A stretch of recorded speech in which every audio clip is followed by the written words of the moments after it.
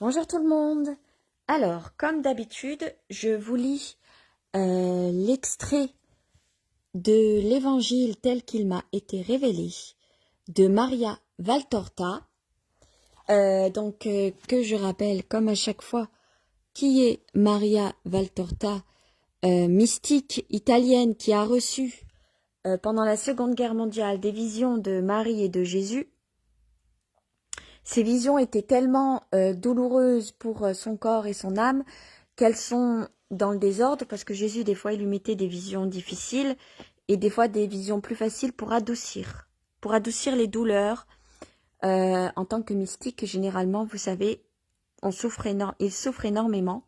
Et donc, Maria n'y échappait pas aux douleurs. J'ai lu un chapitre d'ailleurs hier où pendant les visions de Jésus, elle avait comme des crises cardiaques. Ça faisait des crises cardiaques qui pouvaient durer pendant des heures et que c'était des fois tellement insupportable il fallait qu'elle arrête, quoi. Elle voyait plus rien, elle était toute floue, etc. Donc, ces visions sont pendant la Seconde Guerre mondiale. Elle voit de la naissance de Marie jusqu'à la résurrection du Christ. Il y a 10 tomes, il y a 500 pages par tome. Ça raconte toute leur vie. Des fois, il y a à la fin des visions, il y a Marie et Jésus qui prennent la parole. Et des fois, c'est sa petite la voix intérieure. Alors, elle appelle ça la voix intérieure qui prend la parole pour lui expliquer les détails qu'elle ne peut pas comprendre. Moi, je dirais que c'est un guide, mais elle l'appelle la voix intérieure. Donc aujourd'hui, je vais vous lire l'extrait André et le modèle idéal du prêtre, une lettre de Marie, Jésus contraint de quitter la Belle Eau. La Belle Eau, c'est là où je vous lis les chapitres en ce moment où il est avec ses disciples pour guérir les gens et prophétiser, etc., etc. Alors je suis contente parce qu'il reste une centaine de pages dans le livre et on arrive bientôt au chapitre de Marie-Madeleine. Donc moi j'ai hâte de savoir.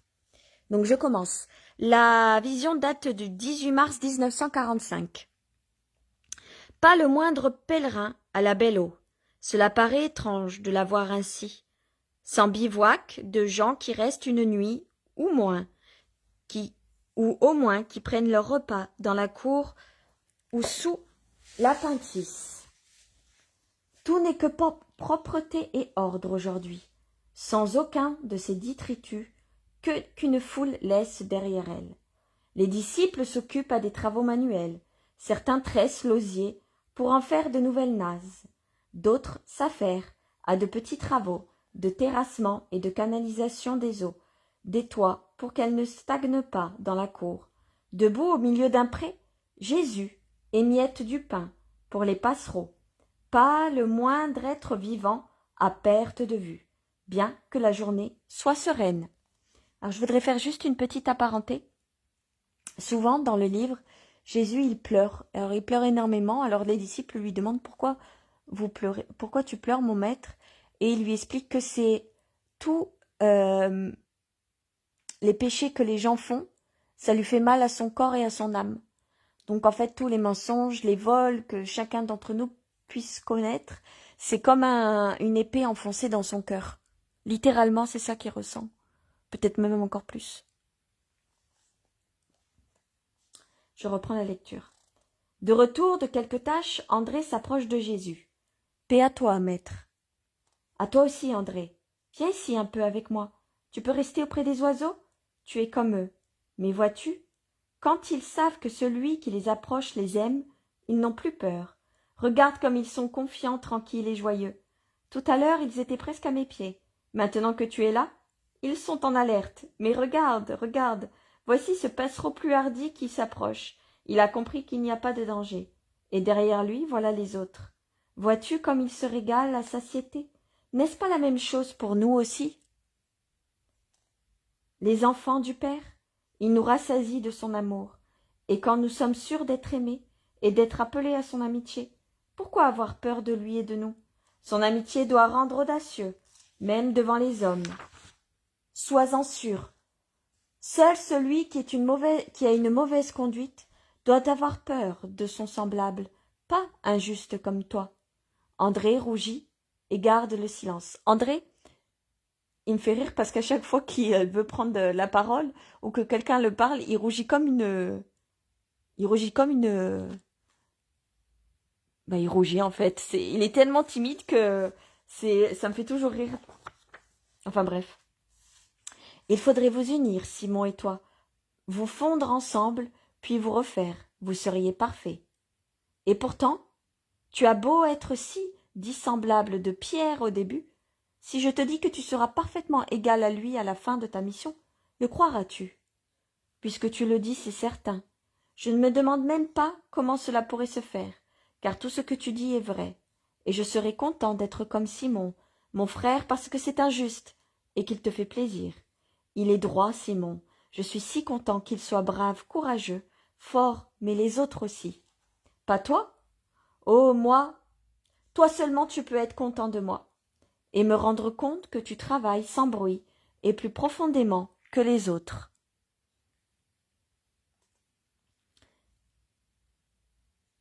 Parce que parmi les 12, alors là il parle de ces 12 apôtres, parce que parmi les 12, il y en a qui font autant de bruit que de travail, il y en a qui font beaucoup plus de bruit que de travail, et un qui se contente de travailler, d'un travail humble, actif, ignoré. Les autres peuvent croire qu'il ne fait rien, mais celui qui voit ces différences viennent de ce que vous n'êtes pas encore parfait. Il en sera toujours ainsi parmi les futurs disciples. Parmi ceux qui viendront après vous, jusqu'au moment où l'ange dira d'une voix de tonnerre « Le temps n'est plus ». Il y aura toujours des ministres du Christ qui sauront attirer le regard sur leur travail et sur leur personne de manière équilibrée. Ce sont les maîtres, et il y en aura, malheureusement, qui ne seront que bruit et gestes extérieurs, seulement extérieurs, les faux bergers, aux poses théâtrales, des prêtres? Non, des mimes. Rien de plus que ce n'est que le geste qui fait le prêtre, ce n'est pas le geste qui fait le prêtre, ni l'habit. Ce ne sont pas sa culture profane, ni ses relations avec le monde ou les puissants qui font le prêtre. C'est son âme. Une âme grande au point d'anéantir la chair. Mon prêtre est spirituel, entièrement. Le prêtre de mon rêve, ainsi seront mes saints prêtres. Le spirituel n'a ni le ton, ni la pose du tragédien. Il ne pose pas parce qu'il est spirituel, et par conséquent ne peut porter ni costume, ni masque. Il est ce qu'il est, esprit, flamme, lumière, amour.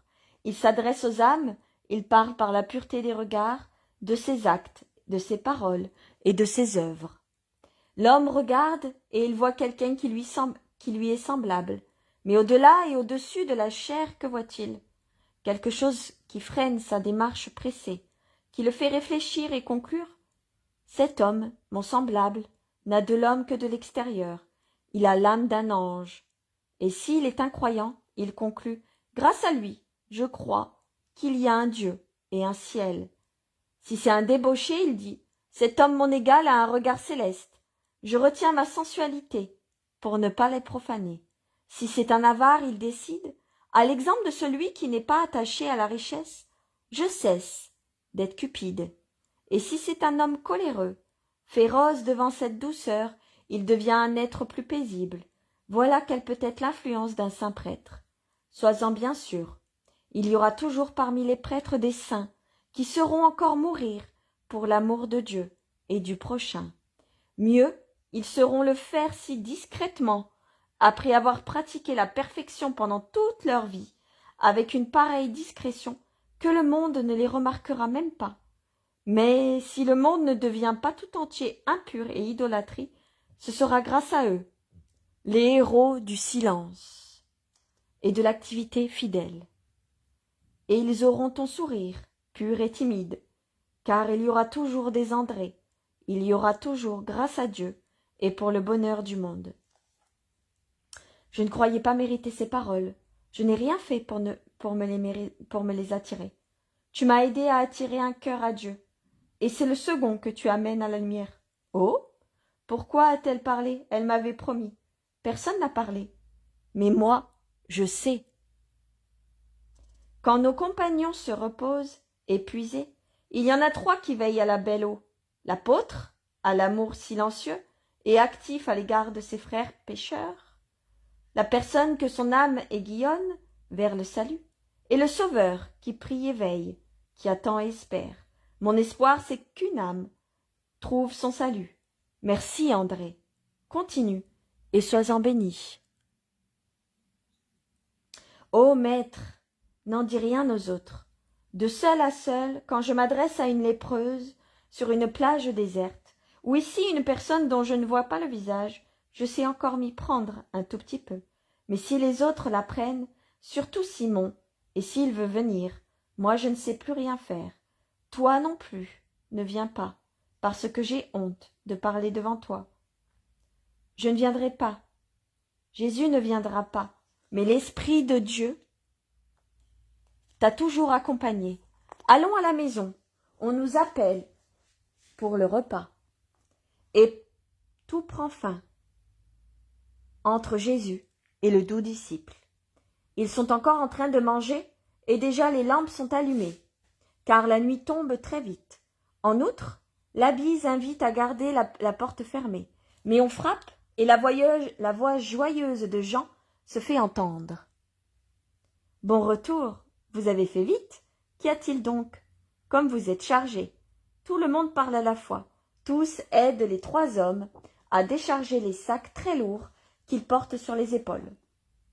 Doucement, laisse-nous saluer le maître. Mais un moment, il y a un vacarme joyeux, familier, en raison de la joie d'être ensemble. Je vous salue, mes amis. Dieu vous a donné des journées tranquilles. Oui, maître, mais pas de nouvelles rassurantes. Je le prévoyais, annonça Judas. Qu'est-ce qu'il y a? La curiosité est éveillée. Attendez qu'il se soit d'abord restauré, dit Jésus. Non, maître, nous te donnons d'abord ce que nous avons pour toi et pour les autres. Et pour commencer, Jean donne la lettre. C'est Simon qui l'a. Je craignais de l'abîmer dans le chargement. Simon, le zélote, qui se débattait jusqu'à lors avec Thomas, qui voulait lui apporter de l'eau pour ses pieds fatigués, accourt en disant « Je l'ai ici, dans la bourse de ma ceinture. » Il ouvre cette poche intérieure de sa large ceinture de cuir rouge et en sort un rouleau tout aplati.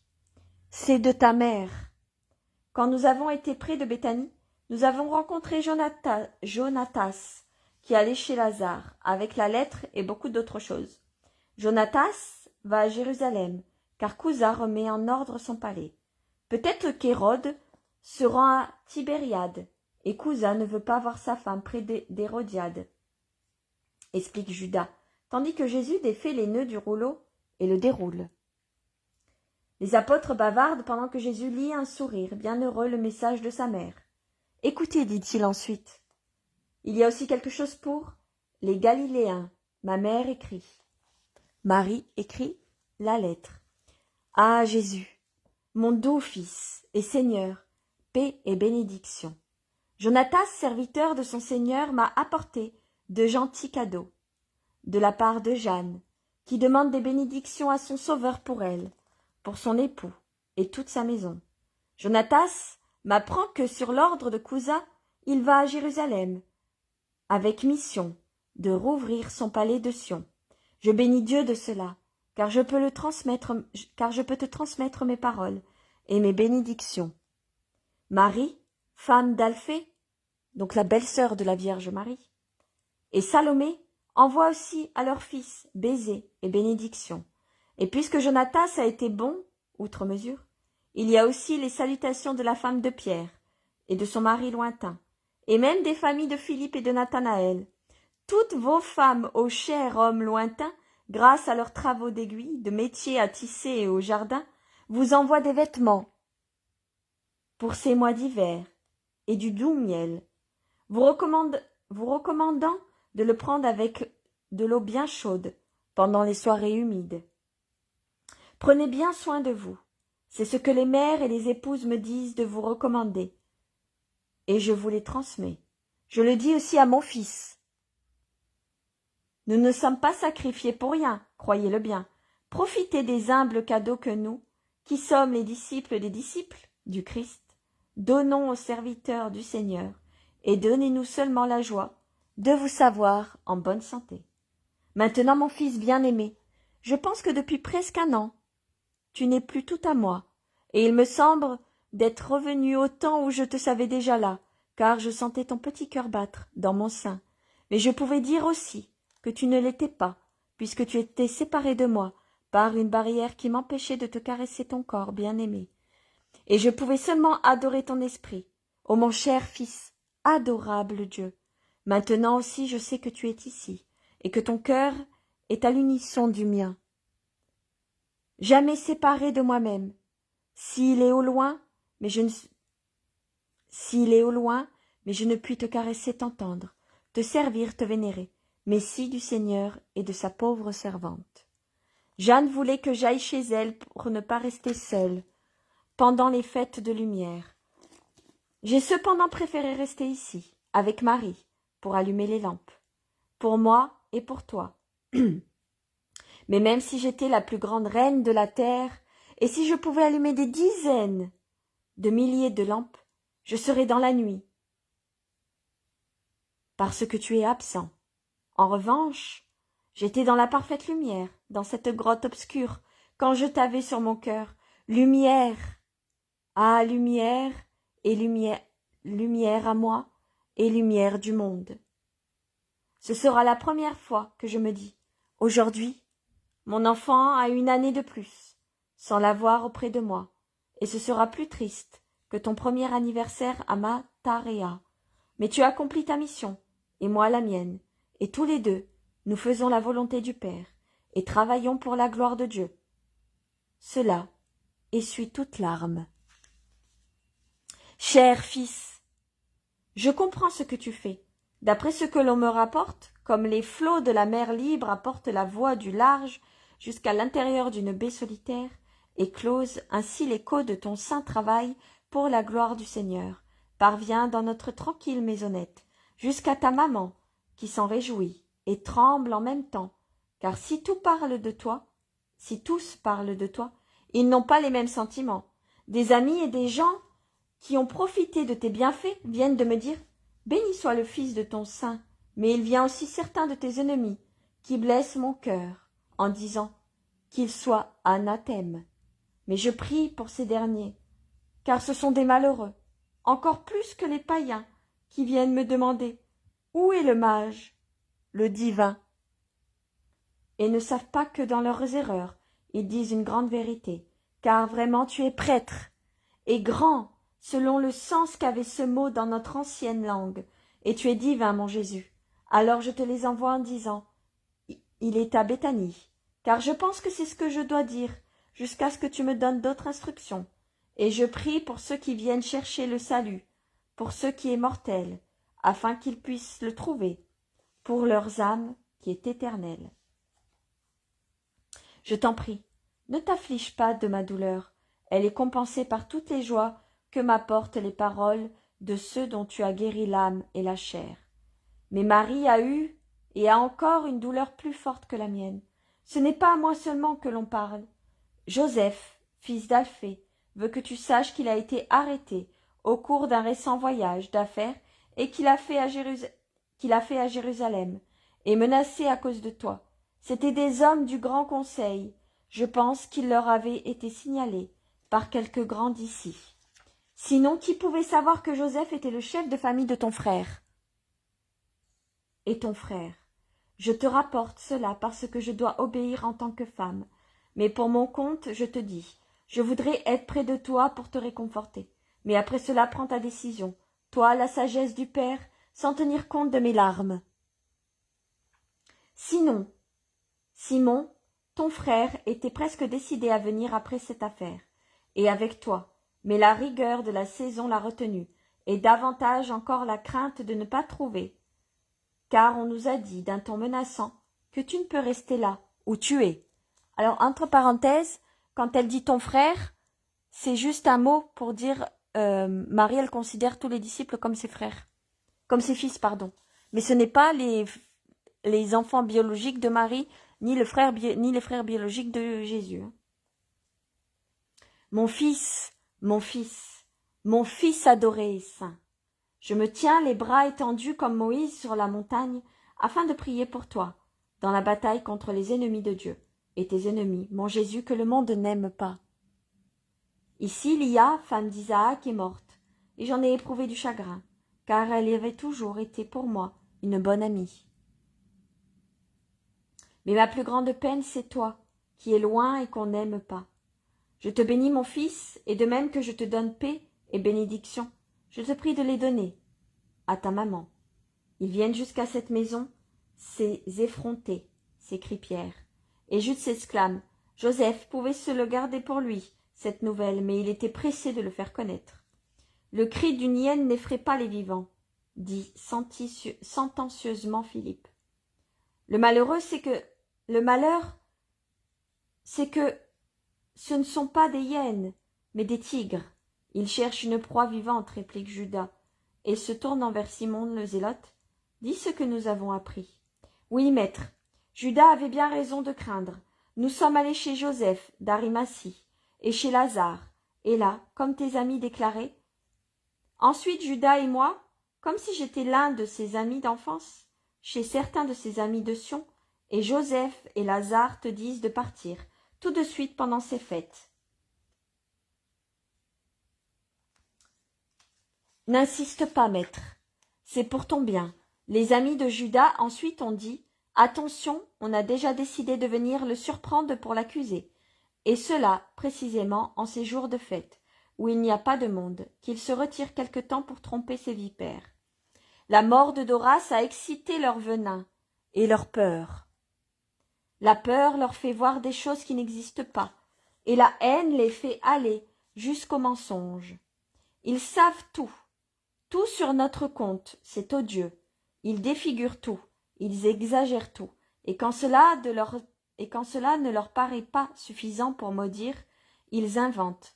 J'en suis dégoûté et accablé. Il me vient le désir de m'exiler, d'aller je ne sais pas où, loin, mais hors de cet Israël qui n'est que péché. Judas est déprimé. Judas, Judas. Pour mettre un homme au monde, une femme travaille pendant 9 lunes. Toi, pour donner au monde la connaissance de Dieu, tu voudrais faire plus vite? Ce n'est pas 9 lunes, mais des millénaires de lunes qu'il faudra. Et comme la lune naît et meurt à chaque lunaison, nous semble naître à nouveau, puis devenir pleine, puis décroissante. Ainsi en sera-t-il dans le monde. Tant qu'il existera, il y aura toujours des phases de croissance et de décroissance de la religion. Mais même quand elle semblera morte, elle n'en sera pas moins vivante, à l'instar de la lune qui continue d'exister quand elle paraît finie. Et celui qui l'aura travaillé pour cette religion en tirera un grand mérite, même s'il en reste sur la terre qu'un très petit nombre d'âmes fidèles. Allons, allons, pas de facile enthousiasme dans les triomphes et pas de facile dépression dans les défaites. Néanmoins, par d'ici, nous ne sommes pas nous encore assez forts et nous nous sentons que face au sang et drain, nous aurions peur. Mais moi, du moins, les autres, je ne sais pas. Mais je crois imprudent de tenter l'expérience. Nous n'avons pas le cœur des 3 enfants et la cour de Nabuchodonosor. Oui, maître, ça vaut mieux. C'est plus prudent. Judas a raison. Tu vois que même ta mère est apparentée. Et aussi Lazare et Joseph, laissons-les aux autres venir pour rien. Jésus ouvre les bras et dit, qu'il soit fait comme vous le voulez, mais ensuite nous reviendrons ici. Vous voyez combien il vient des gens. Je ne force pas et ne tente pas votre âme. Je ne la sens pas prête, en effet. Mais voyons les travaux des femmes. Les yeux rayonnants, tous poussent des cris de joie, en sortant des besaces, des paquets avec des vêtements, des sandales, les vivres, des mères et des femmes, et tentent d'intéresser Jésus pour qu'ils admirent une si grande grâce de Dieu. Mais lui reste triste et distrait. Il lit et relit la lettre de sa mère. Il s'est blotti avec une lampe dans un coin le plus reculé de la table, sur laquelle sont les vêtements, les pommes, les vases de métal et les fromages. Une main en visière sur les yeux, il semble méditer, mais il souffre. Mais regarde, maître, quels beaux mes vêtements ma pauvre épouse m'a fait. Et ce manteau avec un capuchon? Qui sait combien elle s'est fatiguée, car elle n'est pas adroite comme ta mère, dit Pierre, qui jubile les bras chargés de ses trésors. Ils sont beaux, oui, très beaux. C'est une brave femme, répond Jésus poliment. Mais son regard est bien loin des objets qu'on lui montre. Pour nous, notre mère a fait 2 vêtements doublés. Pauvre maman, ils te plaisent, Jésus? Ils ont une belle couleur, n'est-ce pas? Dit Jacques, fils de Zébédée. Très beau, Jacques, il t'ira bien. Regarde, je parie que ces ceintures, c'est ta mère qui les a faites. C'est elle qui brode si bien. Et aussi ce voile doublé pour abriter le soleil, je te dis que c'est Marie qui l'a fait. Il est pareil au tien, mais pas le vêtement, c'est sûrement notre mère qui l'a tissé. Pauvre maman, après toutes ces larmes qu'elle a versées cet été, elle n'y voit plus bien, et souvent le fil se casse, chère maman. Et Jude embrasse le lourd vêtement d'un rouge qui tire sur le marron. Tu n'es pas joyeux, maître? Demande finalement Barthélemy.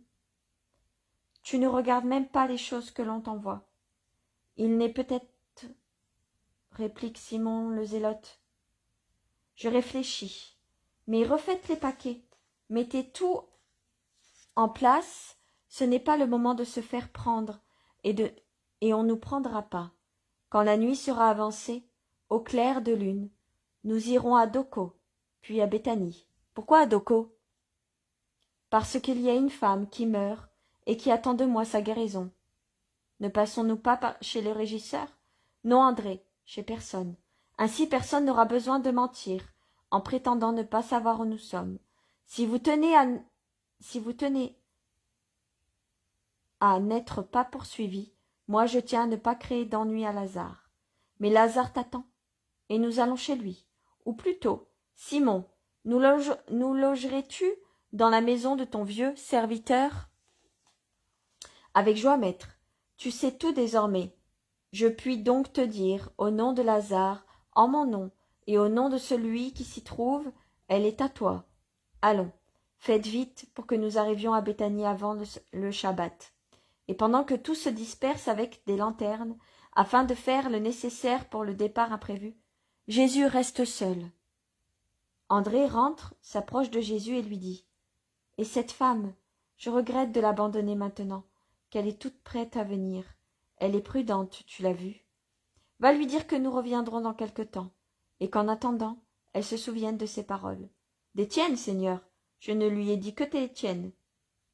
Va, fais vite, et veille à ce que personne ne te voie. Vraiment, dans ce monde mauvais, il faut que les innocents prennent l'aspect des plus perfides. Pour moi, tout s'arrête là, sur cette grande vérité. Et la vision se termine. Voilà, je vous ai lu l'extrait. Demain, je vous les resterai peut-être 2 extraits parce que du coup, c'est l'arrivée de Marie-Madeleine dans 2 chapitres. Donc, je suis pressée de le lire. Voilà. Portez-vous un scapulaire? Non, Cléa, je ne porte pas de scapulaire. Chantal, je vais regarder les choses de Maria Valtorta. Rassurez-vous. Je vais le faire dès que j'ai 2 minutes. Voilà, je vous souhaite une bonne soirée. Je vous dis à demain pour ceux qui font le chapelet avec moi à 15 h, les rosaires, etc. Je vous souhaite une bonne soirée dans la paix et la bénédiction. Que Marie et Jésus vous bénissent. Voilà. Bonne soirée, bisous, à demain.